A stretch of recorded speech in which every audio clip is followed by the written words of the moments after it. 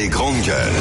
Bonsoir les grandes gueules waxtu wi jot na ñu ngi leen di nuyu présentement kenn ku ci nekk fi nga xamante ne yaa ngi ñuy déglu bu ñu ko waxee nag dañuy wax ne am na ñoo xam ne ñi ngi ñibbi ci seen i kër ñi ngi ci seen ay oto puisque c'est l'heure de la descente am na ñoo xam ne également ñu ngi liggéey ba tey parce que dóor katuwaay surtout le secteur informel ku ne xam ne wàccaguñu ñenn ñi ñi ngi ci tali bi ñu duppee leen les marathons de la route maanaam ñi nga xam ne dañuy faral di jaay ci biir oto yi di takk scooter écouteur di ñu déglu ci les grandes gueules ñi ngi leen di bàyyi xel bu baax a baax am na ci it ñoo xamante ne dañuy nekk fi nga xamante ne mooy bërëb bi ñuy jaayee ñi nekk ci seen ay kër nga xamante ne également dañuy taal rajo bi 89.7 di ñu bàyyi xel ñi nekk à l'étranger nga xam ne taamu nañu loolu di ñu déglu rawatina ci plateforme digitale bii di Zik FM l'officiel ñu ngi leen di bàyyi xel bu baax a baax donc l'équipe est là ñu door lendemain de victoire ginnaaw bi nga xam ne Sénégal jël na raw gàddu gi démb ndam li ci kaw Égypte ginnaaw bi ñu demee tir au but donc mbégte la bésug tey jii ñu door grande gueule ak mbégte boobu nga xamante ne dund lañu ko démb fanaanoo ko xëyee ko tey jaajëfal bu baax a baax Chérif Bekay Diallo moom moo féete ci xarala gi Simon Pierre Faye tey dafa am gant moom moo tax ñëwul ñu koy bàyyi xel bu baax a baax di ko ñaalit wér bu baax a baax ci yaramam donc ñu ngi fii ak équipe bi presque complète gars yi ñu ngi ñëw Cheikh Omar Talla mi ngi ci embouteillage yi mais léegi rek mu yegg si alors Boka nuyu nañ la baax a baax ziar la tey sëñ Bamba day xaar Alaaji Bokar mu sell mi Bokar kontaan nga moom parce que Bokar sportif la il aime bien le foot Bokar kontaan nga waaw di leen fay di nuyu sëñ Bamba di nuyu Chérif képp ku ñuy déglu rek foo mën a nekk ci àdduna bi di ñaan yàlla émission bi fekk la ci jàmm te mu doon jàmm ci sax di nuyu bu baax aussi waa Grand F bi ñu jógee zone 7B HLM Patte d'Oie Ville 2 bi yëpp di nuyu aussi waa Fouta à travers tey ba ngeen Tafsir Moustapha ak moo ko Tafsir Balla di nuyu bu baax waa diaspora bi di leen ñaanal jàmm foofu ñu nekk xam naa ñoom ñooy gën a feet waaw ñoom ñoo koy gën a dund parce que xam nga daf leen di sori waaw ñoo koy gën a dund maillot Sénégal ma ne maillot Sénégal fële la amee valeur fii moom c'est sûr ngi noonu gars yi dañuy xëy di liggéey di koy sol fële donc voilà ak seen écharpe yi drapeau yi donc xam naa ne ñoom moom voilà di leen seen contribution ndeysaan loolu la à distance. si et ils le font bien sur les réseaux sociaux vraiment boo leen gisee nga xam ne sori nañu mais Sénégal déggoo ñu ne même à l'étranger ñoom dañuy xàmmee sénégalais parce que sénégalais moom dafay fësal à chaque fois fu mu bokk ak fu mu dëkk amul complexe boobu moom. vraiment ci lépp lu ñu def xam nga fierté la nit aussi nga bokk ci peuple bu nga xam ne la dernière fois ñu ngi ciy waxtaanee lu mel noonu par rapport ak xam nga yenn propos yu ñu déggoon di wax na rek Sénégalais fépp fu mu nekk presque dañ koy nawloo. après nag ci famille boo dugg effectivement doo am perfection mooy ñëpp du ñu yem mais la majorité vraiment dañuy représenter bu baax réew mi ak fu ñu mënta ka nekk dañuy nekk fierté bu dee ci wàllu xam-xam la bu dee ci wàllu diine la et cetera donc di leen ñaanal foofu ñu nekk rek yàlla dolli di leen sàmm man nag bon am naa chance su gagné fi coupe d'Afrique ak qualifié coupe du monde donc sama séjour moom neex na Sénégal loolu c'est clair alors sëñ Bamba nuyu nañ la bu baax a baax di ziar. waaw Fatou dina fay bu baax comme niñ koy waxee rek yow moom da nga nekk suñu yaay Fall bu ñu la gisee si club bi dañuy kontaan lool macha allah ndax yow da ngay redonner li nga xam ne la joie de vie et puis ku baax nga quoi macha allah yow moom suñu jigéen nga di nuyu gars yëpp nga xamante ne ñu ngi si plateau bi Cheikh Omar Talla di nuyu aussi mais sëñ Bamba tey Cheikh Omar gis nga li sëñ Bamba indi mooy moom may ko jàmm moom gis nga ko ndam li la indi de. non bàyyi ba ñëw ndam li te ñu ngi si. man koo la ñu wuti ndam li am na ndam la ndam léegi ni mu lay daal dem drapeau moom mi ngi si copié mais Fatou da ngaa wax lu am solo mooy ñi dugg si diaspora bi. dans cette semaine dama jot li nga xamante ne moo di benn appel sama benn cousine boo xamante ne elle s'appelle Fatou Sy moom mi ngi si li nga xamante ne moo di France mais si frontière Suisse yi. nga xamante ne sax dafa dem ba jege fi nga xam moo di Suisse. nee na moom si grande gueule lay wéttalu ko day sax à ma grande surprise dafa ma woo WhatsApp ñu waxtaan mu ne ma mosuma la woo mais dama fexe ba jot sa numéro après envoyé ma audio yi nga xamante ne waxtaan bi ñu fi def yëpp pendant toute une année mu may envoyé ay débat yoo xamante sax dama ko fàtte woon te sincèrement nee na ma fa mu nekk sori na lool pour mu jot Sénégal sori na lool pour mu jot li nga xamante ne moo di esprit sénégalais bi mais chaque fois nee na ak liggéeyam nu mu mënti doon mook njabootam ak jëkkëram ndax ay doom fa lañ juddoo ça fait plus de 25 5 ans mi ngi foofu. mais nee na ma day def le tout pour moom fexe ba kal li nga xam moo de taay mi ngam pour mën a toog déglu grande gueule. te nee na si lay xamee li xew si Sénégal si lay xamee li nga xamante ne moo di un peu température bi daw si Sénégal. muy Fatou si et son mari et toute sa famille. nee na moom à chaque fois grande gueule moo koy wéttali. ñu koy nuyu bu baax a baax Fatou. boobu ba léegi vraiment Fatou si. te nee na boobu ba léegi fi mu nekk sax ak Suisse bi noonu France la nekk mais parce que moom nee na Suisse la. parce que si frontière bi la ne. nee na grande gueule bi moom vraiment moom day dolli ko. mu nekk lu ñu neex lool te comme man mosuma diggante ak moom si grande gueule moo tax ñu am ay relation ça me fait honneur aussi que mu def témoignage boobu. mais aussi boo demee nga xamante ne moo di waa Yëmbal ñoom ñëpp la ñuy ndamoo émission bi. mu nekk sama benn grand bu tudd Lamp Fall mi nga xamante ne moom réparateur ventilateur la nga xamante ne moom ma yar mosuma ko toog ak moom. grande gueule moo tax tey mu woowaat ma ñu toog waxtaan. xam nga loolu aussi mbégte lay doon. mais comme ni nga ko waxee rek di nuyu ñëpp ñi nga xamante ne ñoo nekk si transporteur commun yi wala si kaw tali bi moo xam comme ni nga ko defee 76 bi. xam nga sa gars yi. sama gars yi ñu ngi leen di nuyu ak waa 31 waa 35 ak waa 54. ak waa Mbede Fass waa Télé Diallo waa Arrêt Fatlo bi nga xamante ne man fa laa dëkk fa la yeewoo saa su ne. ak waa ñoom Mbay Seck Télé Menuisier ba. ak Télé Boune ba jàpp Mbede Fass. station Yëmbal Mboor ga. ñoom ñëpp daal gars yi ñëw fa. Yëmbal gépp daal ñu ngi leen di nuyu bu baax a baax alors Cheikh Omar Talla l'homme de Pikine yow it nuyu nañ la bu baax a baax. Bamba de nuyoom bi dama foog de tàgge sax. Bamba ak Ibrahima Pouy ñoo daa ko nuyoo ci si on se met là à nuyu tous les gens que tu as croisés du matin au soir. mais nuyoo nag Cheikh Omar. non il faut pas être d'attaque. non juste pas ça dama koy ruube sama gars la moom moo tax maa koy inspiré. moom su ma ko defee c'est pas méchant. c'est vrai que nuyoo bi ñoom ñaar bu ñuy nuyoo. non mais mën nga fee dem ndax ñëwaat. mais nag fi nuyoo am na ay nuyoo confrérie ay nuyoo. waaw yow li fi mu yaa ngi guddal yow nuyu nañu la l'homme de Pikine. asalaamaaleykum wa rahmatulah wa barakaatuhu. nuyoo jullit nuyu Sénégal nuyu ñëpp.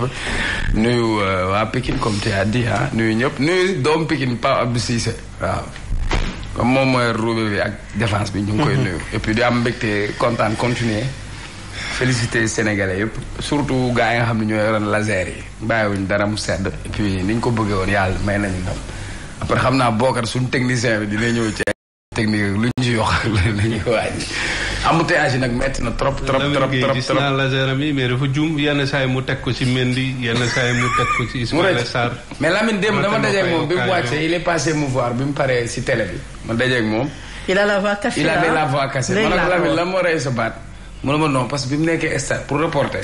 waaw c'était pas facile. il fallait crier. boo yuuxul duñ la dégg mais quand il parle tu sais que c'est la passion. et que football moo mën a boole. et que c'est événement la boo xam ni Sénégal qualifié 3e fois ci Coupe du Monde. c'était pas une évidence bu njëkk ba kenn sóoraale wuñu woon donc féliciter encore une fois tous les joueurs du Sénégal. féliciter sama copain Bounama Rasta.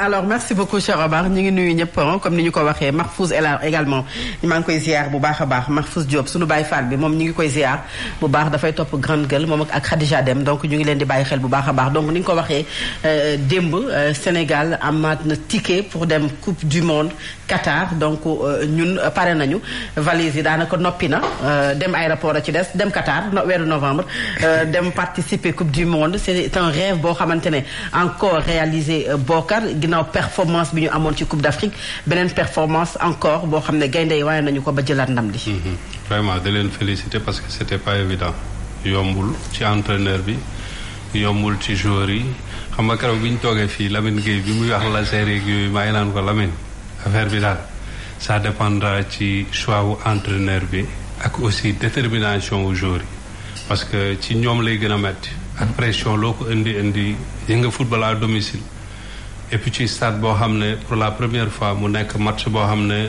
match officiel la donc pression boobu dafa nekk nga wax ko nga bañ ko wax da nga koy dund et feeñ na aussi ci biir match bi quoi man gëm naa ne moo tax Aliou Cissé le fait que mu bàyyi Ismaïla Sarr ci terrain ba mu dóor penalty dugal ko man loolu dama si kontaan parce que dafa raté ci biir match bi 2 occasions yoo xam ne mënoon nañu qualifier ba fekk na ñun pare nañu te on sait football dafa seytaane quoi c'est-à-dire match bi bon léegi gagné nañ mun nañ ko wax mais te yaa ngi gisoon sur les réseaux sociaux gars yi commencé naan ko yaa këpp suñu yàlla waaw jeex na gis nga football moo demee noonu nag y a beaucoup d'ingratitude ci football ki la gis nga même entraîneur Égypte bi xoolal li mu leen defalal yëpp mais dem na parce que lan qualifié wu leen. Et pourtant équipe bi ñu yor sincèrement nga indi ko ba niveau bi. jàmbaar bu diggante mbagg ak Sénégal jàmbaar lañ. parce que Sénégal du seen morom booy xool ci côté. voilà individualité.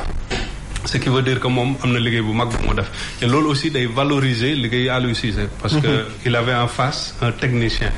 un tacticien waa ji gis nga bi mu duggee deuxième mi-temps sonal nañu moom. wax fa dëgg mais da ngay gis ne après changement yi peut-être du par moment loo doon xaar mais am na daal ay. réaménagement yu ndaw yu feeñ. ci du côté te loolu aussi c'est encourageant parce que gis nga booy frotté wu ak ay techniciens yu mag. ak ay joueurs yu mag.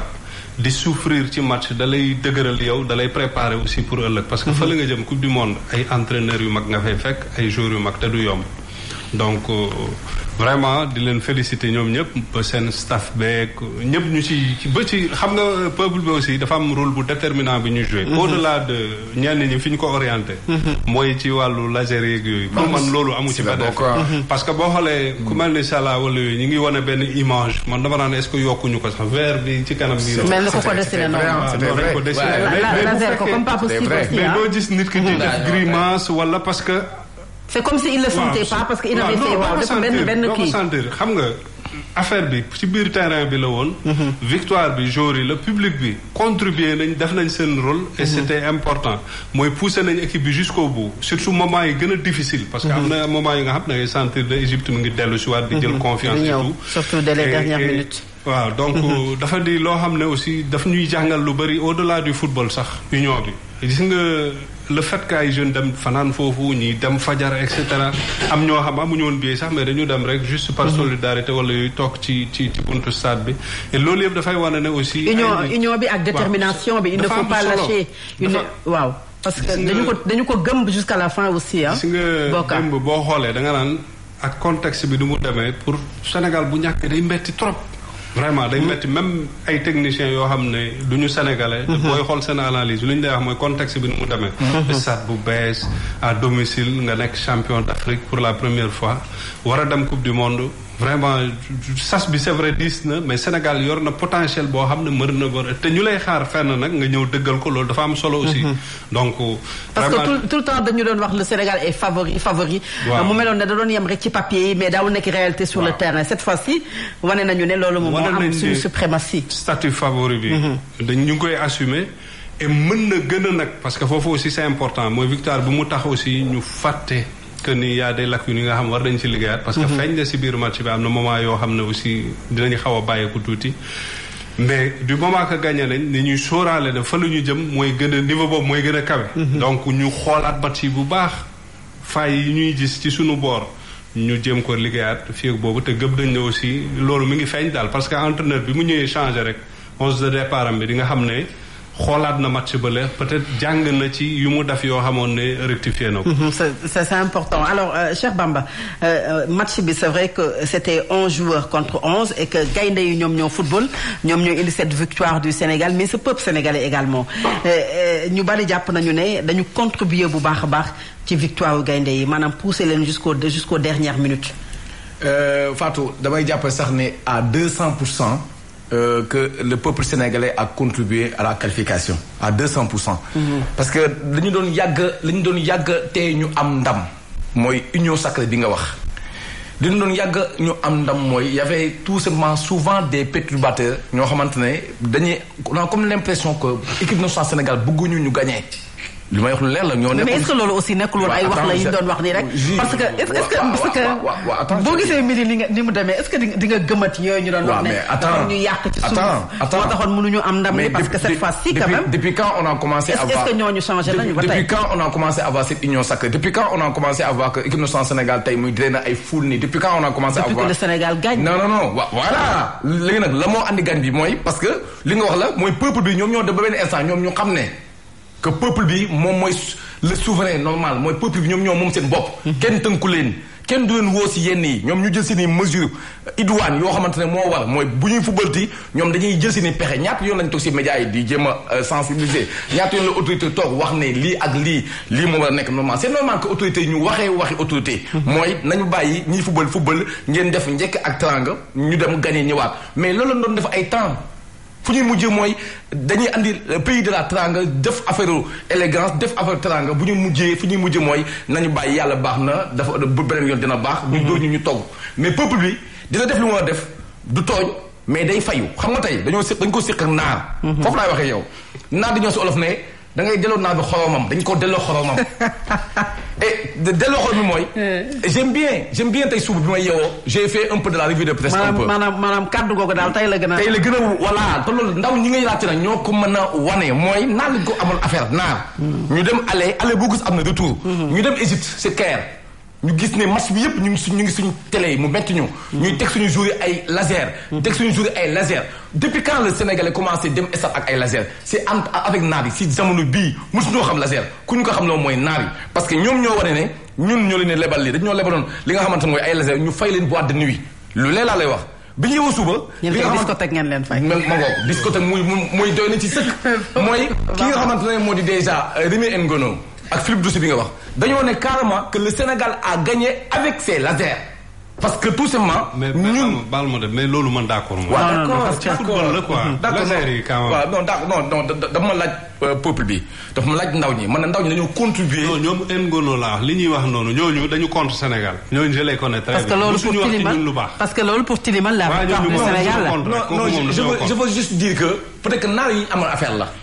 bu fekkoon ne beneen équipe la mën na bañ a demee nii foog ñu waxee ci contexte bi tey bu ñu amoon Côte d'Ivoire bu ñu amoon Cameroun mën na bañ a demee nii lan moo andi li nga xam ne lan moo influencé ndaw ñi ba ñu commencé dem stade ak ay laser mooy dañoo toog suñu télé yi di saan sénégalais yi ñoom Sadio Mané ñu nekk Caire ñuy football gis ne ñoom ñëpp football yi ni ñu mën a footballee parce que laser yi mi ngi doon jaabaa jonge fu ne ci stade bi.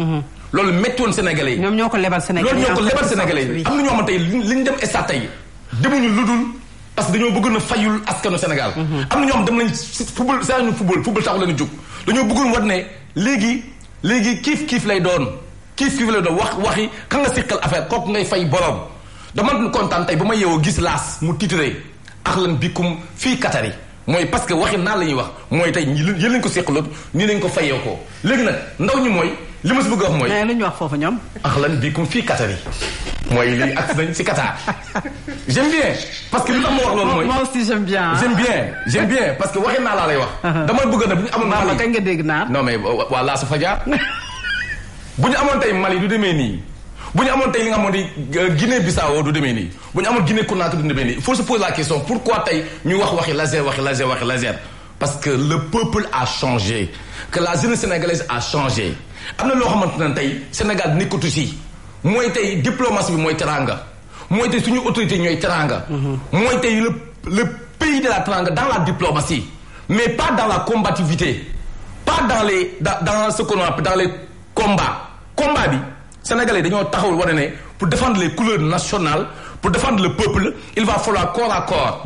il va falloir couler le sang. loolu la ñuy wane mooy tey am na ñu doon demee tey bu ñu naari tey dalaloon tey bu ñu naan tey dalal suñuy jour war ñu élégance war ñu li nga xam ne fair play bi ñuy wax mën na am ñun dañu football ak ñoom pourtant la ñuy def nit ñaa koy coow mais amul benn incident boo xamante ne mën nga ko bind sur papier blanc. parce que ñoom ñi ngi wax ne dañuy porter plainte. la fédération égyptienne porté nañu plainte déjà contre le Sénégal. dama jàpp sax ne Fatou entre nous ce n'est que du charabia parce qu'il y a pas d'incident majeur dans ce match. dañu utiliser deux mots violence ak racisme. racisme la ñuy wax ne dañu am ay pancartes yoo xam ne dañ ci def des mots racistes contre les joueurs égyptiens ñoom loolu la ñuy wax. la fédération ma ne ñoom égyptienne. waaw ma ne ñoom ils ont le droit de dire ce qu'ils veulent ñoom naar ils ont le droit de faire ce qu'ils veulent nous avons le droit de riposter et aussi de contre-attaque ñun aussi ñun am nañ suñu liberté d'expression dama ne li FIFA di wax mooy dans un match de football. Est-ce qu'il y a des incidents qui peuvent entraver le déroulement d'un match. Est-ce que entre nous li gis dem si télé bi est-ce que ñu demoon stade dem gis nañ ci benn incident bu tey match ba am. non. le match s'est déroulé normalement. waaw début ba fin. 120 minutes léegi qu'est-ce qui s'est passé. mooy ay booy yu nekkoon si stade bi tey seen laser parce que booy ñoom ñoo leen inspiré ñoom égyptiens ñoom ñoo commencé match aller bi lebale loo xamante ne ñun est-ce que mënuñu woon a gagné ndax si bu ñu kon amoo laser Sadio Mané lan lañ ko gêné. Edouard Mendy lan lañ ko gêné si ay laser te ñoom bu ñëwee. man ça me fait mal que ñuy wax. ci match aller bi déjà ñuy wax ça me fait mal que ñuy wax ne. que kii di Salah dañ ko gêné ak ay laser. non dañ ko dañoo delloo li ñu suñu jour. Sadio Mané dafa dem stade ñu gis ay vidéo au Caire ñu koy saaga mettre la pression bi mu dugg si état de entraîner mu delluwaat ci biir égyptiens yi ñëw sénégalais yi fayu yuuxu leen mettre la pression ñu dellu si biir sénégalais du tooñ sénégal du yàq sénégal du def loo xamante ne chaque fois day bàyyi xel li nga xamante ne mooy à l'international on n'a pas causé des incidents on n'a pas fait des choses qui peuvent entraver le déroulement du match. Qu'est-ce que nous avons fait? Nous avons défendu notre équipe, nous avons préservé tout simplement notre victoire et on a supporté du début jusqu'à la fin.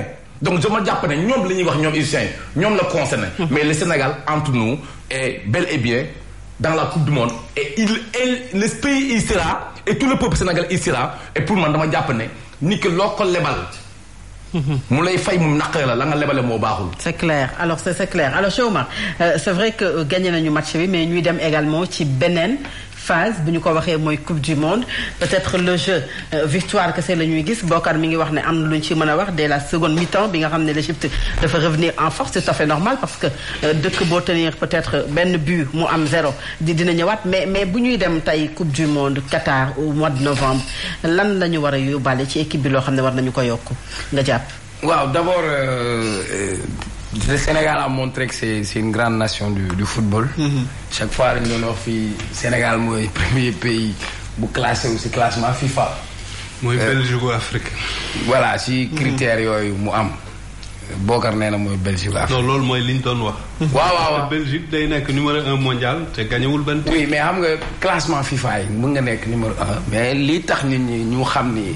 existé nga mooy nga gagné ay trophée Sénégal mënul gagné coupe d'Afrique te qualifié wul mondial loolu moo doon nekk échec ça aurait dit que kon ñun on ne méritait pas d'avoir gagné cette coupe d'Afrique on a été là coupe d'Afrique du Sénégal bi mu entamé woon match ami premier tour c'était pas du tout convaincant après la machine a pris rappelez que am nañ ay joueurs yoo xam ne ñu ngi woon ci équipe bi comme Crépin comme Sabali il est revenu il a donné une très bonne prestation non seulement sur le plan défensif mais aussi si apportam sur le plan offensif.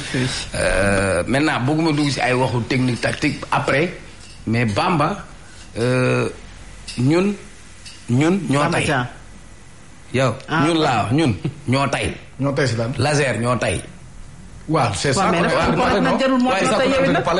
yéen a bokk li waaw ñoo bokk li ñu wax kay. man kay dama comprendre sax kay.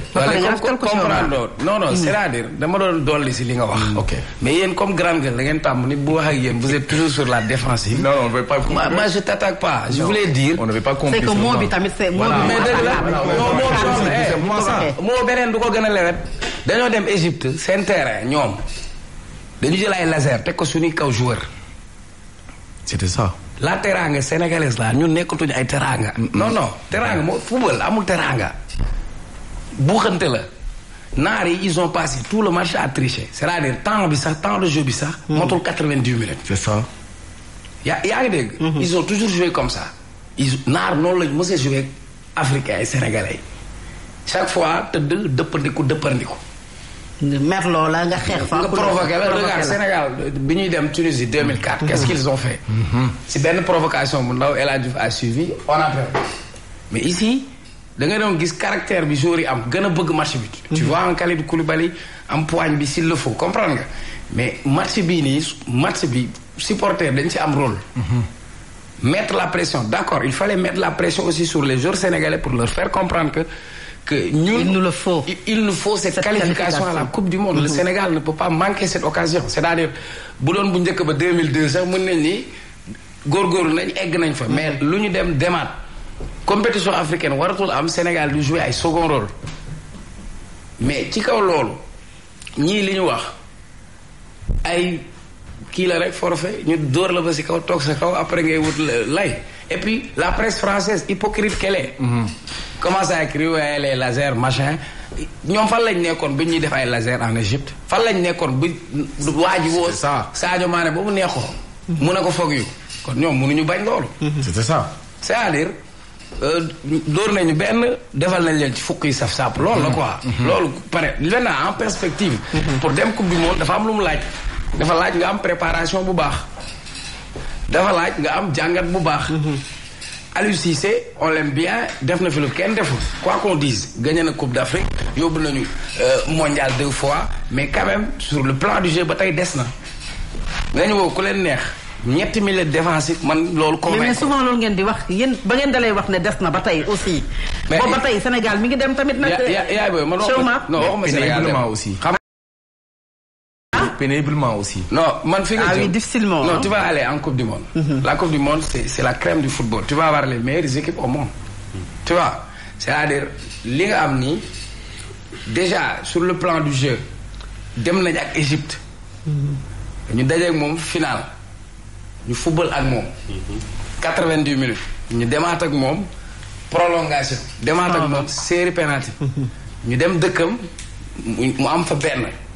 bit boobu sax c'est discutable ñu ñëwaat fii nga am fi benn Égypte sur le plan même du jeu et de la qualité des joueurs yaa ko ëppale fi junni yoon.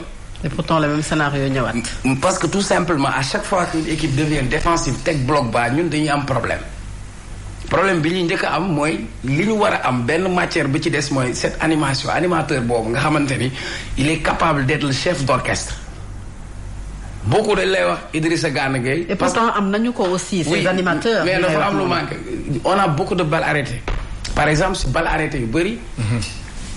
détails yu ndaw yooyu moom moo lay ci génne. benn balle arrêtée nga am koo xam da koy teg dóor mu dugg wala nga am koo xam da koy centré mu dugg. ça pose problème ci suñu jeu.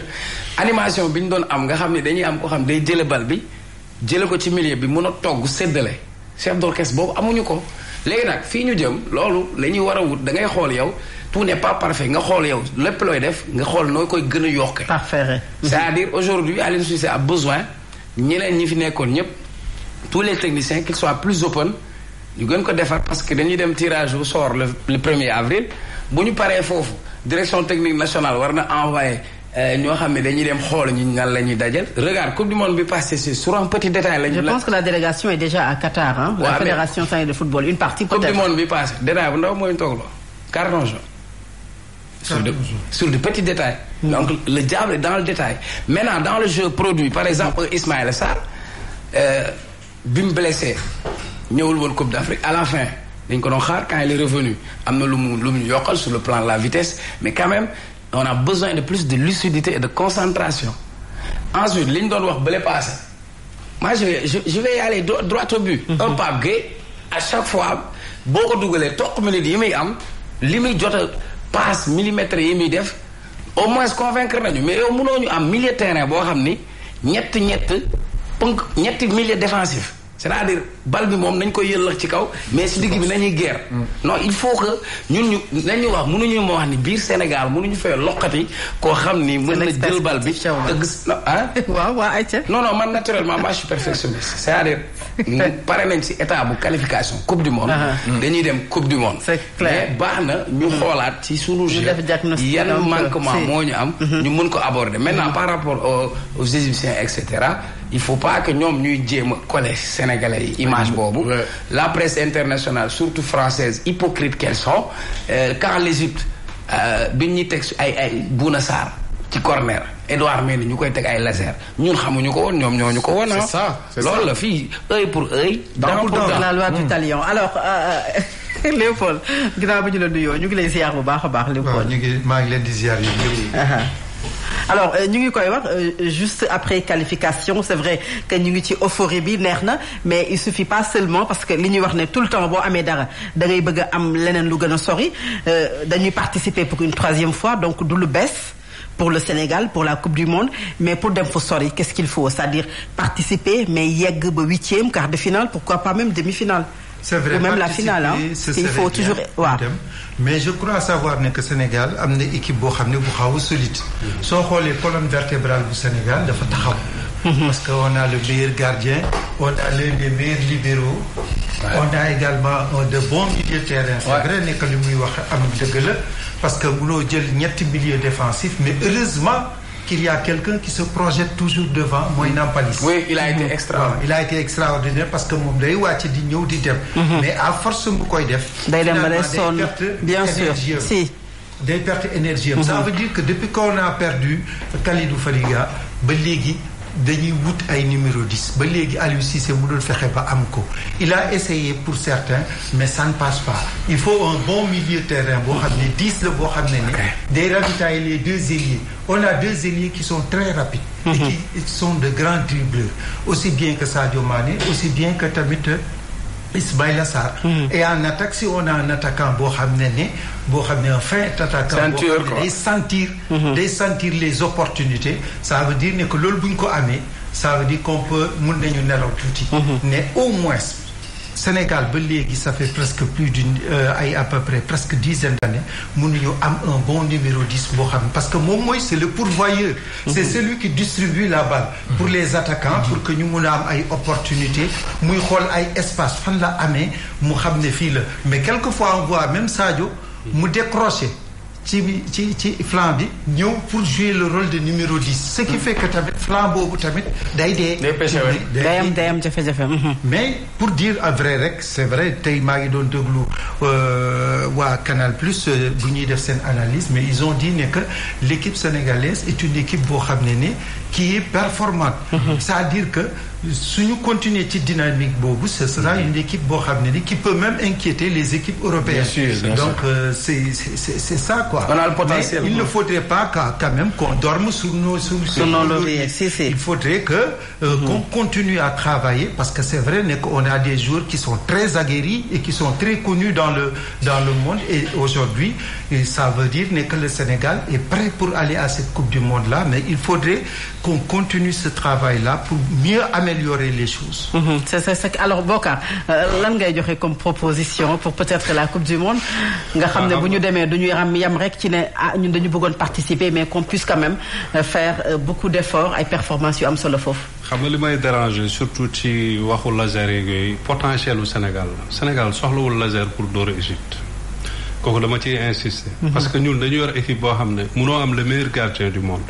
gis nga Kalidou Koulibaly Deschamps topp na ko pour jël ko. keneen ki Abou Diallo c'était le capitaine des jeunes français ba espoir. Bouna Sarr c'était un espoir français et cetera c'est-à-dire tu as des joueurs yi nga xam ne tey seen ay morom ñoo nekk équipe de France te dàquñu leen football. Absolument. France jël na coupe du monde Sénégal ak organisation ak potentiel bu mu yor mën na def lu kenn mësul def Afrique. Minimum final mën na ko viser parce que yor nañ les joueurs qu'il faut après nag liggéey la laaj. Tout est question d'encadrement tout est question d'organisation ay professionnels la ñu yor on a des joueurs yu nga xam ni ñu ngi au niveau international pression dañ koy dund gis nga les clubs européens là yéen a ngi waxu laser ak yooyu ñooñu yemuñu ci di la saaga ci tribune de entraînement lañ lay fekk tubaab bi boo yàqee seen match entraînement la ñuy ñëw taxaw rentre chez toi lu nekk ñu yekkala ko match prochain nga dugal ñu ne la yaa fi mën c'est ça la sunu pro yi loolu la ñuy dund c'est-à-dire en Occident il y a cette hypocrisie de la ingratitude dafa nekk ci football léegi nag le grand joueur mooy ki nga xam ne day déconnecté wu ci loolu xam na public bi muy ñu ngi ak moom wala contre moom mais moom c'est un acteur mi ngi ci biir terrain bi il joue son rôle et démb loolu moo feeñ ba benn moment nag après li nga wax sànq ci Ismaïla Sarr en fait manque de lucidité boobu day tolluwaayu en fait day ça peut arriver c'est les meilleurs joueurs au monde dañuy am journée yu mel noonu mais après daf si jàng gën ci am maturité beneen yoon goo mën a su amee lu mel noonu dina ko rataat parce que aussi loolu mooy football da ngay évoluer et équipe bi franchement potentiel bu mu am public bi xam nga doo jouer toujours à domicile da ngay dem à l'étranger et il faut apprendre à souffrir à l'étranger ñun démb rek dañu souffrir te suñu dëkk lañ nekk. on a souffert bien sûr. tiro bii lañ dem rek. te ñun suñu 2 premiers penalty dañ ko raté. ñoom it ñu raté 2 donc mënoon nañ perdre. et loolu nag da lay galvaniser peut-être ba ëllëg tam boo demee feneen li ngay dund dégg ma joxe exemple Cameroun démb à 2 minutes de la fin ci prolongation yi ñu encaissé bi naar yi commencé di tëdd di bërëngu di tricher ba arbitre nar a tas match bi am benn coup franc ñu yëllax ko ñoom ñu dugal. Mais c'était du cinéma. C'était du cinéma. Voilà. 29 fois. daanu di xoolal. mais loolu aussi ñun waroon nañu ko loolu ñoom tàmm nañ ko ils ont l'habitude. waaw nga gis leen ñu def benn jeex na ñu bañ a kii day tëdd bëgg a jóg sax ñu ñëw tiim ko na ko nii. les Égyptiens Algériens Tunisiens ont cette habitude aussi. waaw léegi nag yow dis-toi que ni comme sa dëkk effectivement boo fi ñëwee tu as l'obligation de gagner parce que boo demee seen dëkk xamal ne du yomb. donc loolu man je me dis jàng nañ ci match aller bi. gis nañ ni mu demee et malgré tout le Sénégal a dominé du début à la fin foofu en Égypte foofu lañ gën a dominer que fii sax. foofu ils ont très bien joué malheureusement peut-être mooy li may wax rek seen attaquant bi ñu yoroon moment boobu du couper trajectoire du centre yi Bouna Sarr. Sadio Mané sincèrement bu ñu amoon un tueur Sénégal ku mu jàpp 3-4 la lay doon. waaw et loolu. mais poser benn question par exemple Bouna Sarr il a été bien défensivement en tant que latéral. Maintenant, tu as un Sabali, après on a fait monter Bouna comme excentré. Si tâche défensive, le Golon n'est que tâche offensive. Moi, je pose juste une question. Diao Baldé Keita, à quoi il sert? C'est-à-dire, je peux comprendre, moi, j'ai eu occasion une Kodjor. Il n'a pas convaincu, mais c'est comme si on ne lui a jamais donné sa chance. C'est-à-dire, parce que tu matches pour Belli. Non, tu matches pour Belli. Un Diao Baldé Keita. Va parler aussi dès les premiers matchs. Est-ce que aussi le fait que dès les premiers matchs aussi, Bignou am si sunu Coupe d'Afrique, vraiment il est passé à côté. Hein. La confiance de l'entraîneur. Non, mais jouer quand même. Mais jour Bobo, c'était pas son jour comme Nicolas.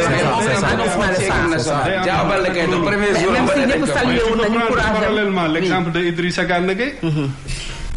Parce qu'il n'a pas fait une bonne coupe. Parce qu'entraîneur bi da koy jouer loo mu dox mu bañ a dox day mi ngi ci terrain bi et pourtant c'est quelqu'un boo xam ne tey. Coupe d'Afrique bi c'était pas au top aussi hein. bu ñu jëlee en cadre général. Oui mais avant Coupe d'Afrique en ce qui concerne Keita, c'est que c'est un ailier qui joue dos au but. Voilà. Dos au but. Day am problème. À chaque fois il joue dos au but. Alors que beaucoup dugalee ñi parce que moom il n'a pas la vitesse de Ismaïla Sarr. Encore moins la vitesse de Sadio Mané. Donc il joue dos au but. Ça veut dire que beaucoup passer la première des choses, il faut monopoliser le ballon. Voilà, parce que là, muy tourner. Mais parce que beaucoup les, ceux qui c'est Sadio Mané, Sadio dafa gàtt. C'est-à-dire centre de gravité dafa gàtt. En un temps record tourné la. Mais Ismaïla, quoique il est un peu élancé, mais Ismaïla dafa am ndig boo xam ne bu ko permettre à chaque fois mu mun a tourner mu virevolter et puis. En tout cas Ismaïla s'il se concentre davantage il prend le ballon. Il essaie de forcer pour dem ak latéral bi. Ce qui pose parfois problème. Il ralentit le jeu parce que su ñu nekkee dans une dynamique boo xam ne transversale. buy dem directement rapidement oui. Il prend le ballon. Il essaie de tourner. ci tourner boobu nag day rey action. Mais je voulais aussi insister. Voilà, je voulais aussi insister. Dafa ma intéressé nag aujourd'hui. Je voulais insister sur le fait. Mais bàyyil Bamba mu wax. Je voulais aussi insister. Non, je vais analyser. Je voulais aussi insister sur un fait. Moi aussi, nous reconnaître que nous avons un peuple très formidable. Nous avons aussi un peuple très beau peuple, bien sûr, oui. Nous avons un peuple très intelligent. Xam nañ bu baax li ñuy def. À chaque fois ak fa ñuy teg seen tànk. Des fois sax si match de football, le peuple est plus sportif que supporter. Mais dama bëgg ñu insister sur légèrement leeral pour ñu ñuy déglu parce que dafa amul lu ko fee bu ko andi mooy œil pour œil la woon dent pour dent ma ne la bu ñu amoon Mali mën na bañ a demee nii. bu ñu amoon Gambie du demee nii. Mais dama nous sommes un peuple décomplexé yo fi doon xew dafay xew yi mooy la diplomatie moom mooy gérer la teranga sénégalaise mais le peuple dafa am lu mu bëgg mooy on revendique li nga xamante ne mooy suñu ak ay élèves mooy tey dañoo gis suñu match de football xale yëpp ngoon gi ñu bàyyi seen liggéey teel a wàcc jàng teel a dem seen kër toog di seet match Sénégal au Caire ñu gis ne suñu joueurs yi nañu woon a def la ñu woon def carrément la ñu woon déployer dafa manqué parce que dañu teg ay légères booy yi dañuy nekk si école yi dañuy nekk si université yi dañuy jàng dañoo xam ne toutes les races sont égales tous les êtres humains du monde sont égaux. am na yoo xam ne dafa jeex mooy comme dañoo laajte et la presse a joué un rôle man je prends mes gardes mooy j'ai apprécié le rôle de la presse mooy xamal la mooy incident ak la moo dul incident. avoir des lasers au stade n'est pas un incident parce que ñoom ñoo ko sookee ma ne la dañoo fay naar bu xoromam. li ma la koy dafa leer dama ne dañoo fay naar bu xom te loolu ay supporters ñoo ko def joueurs yi seen yónnee ko si day sax. li nga xam ne l'aveu des joueurs mooy na leen bàyyi ñu jouer. mais supporter ñoo def si ni fi supporter mu jeex. amul benn incident majeur bu ñu mën a wax. ñu jouer léegi nag si li nga xamante ne mooy si biir match bi li ma bëgg a wax mooy équipe Sénégal du moroomu équipe Égypte actuellement loolu ku ñuy wax football xam nga ne Sénégal moo mën fukki Égypte. parce que nag aller ak retour. qui a marqué les buts c'est toujours le Sénégal bu ñu demee ok nous avons marqué contre notre camp. ñu ñëw dugg suñu camp ñoo da ngaa kontaan rek. da ngaa door bal bi mu daal ci bal bi daal ci sóor dugg. lan lañ bind si télé bi ma ne kan lañ bind bii dañu bind Saliou Ciss kon mais léegi ñun ñun fi mu toll nii.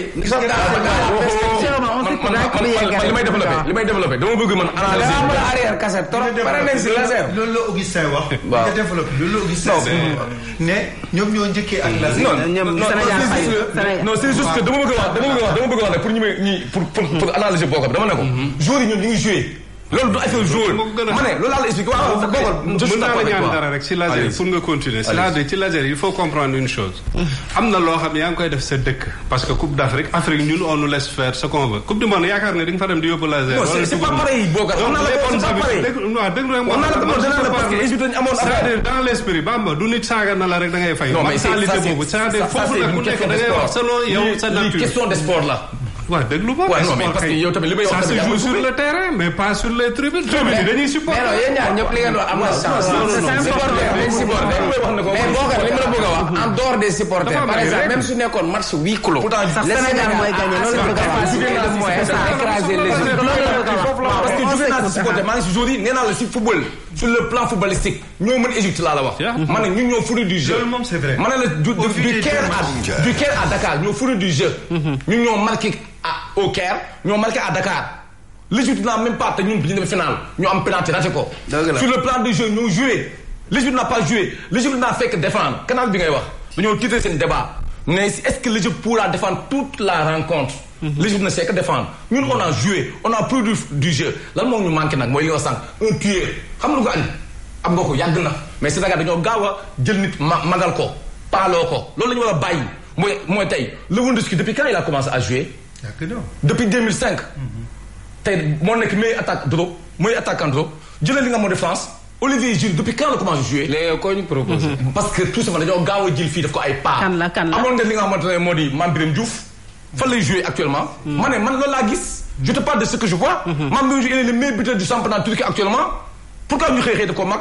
te pourtant c'était lui le dernier tueur de l'attaque des attaquants sénégalais yi fi nekkoon moo mujjee mu nekk le grand tueur mais Sénégal. 30 ans ñu ne la paaga c'est dommage moo tax doo gaaw a un tueur. Mbaye Diagne ak Mbaye Niang.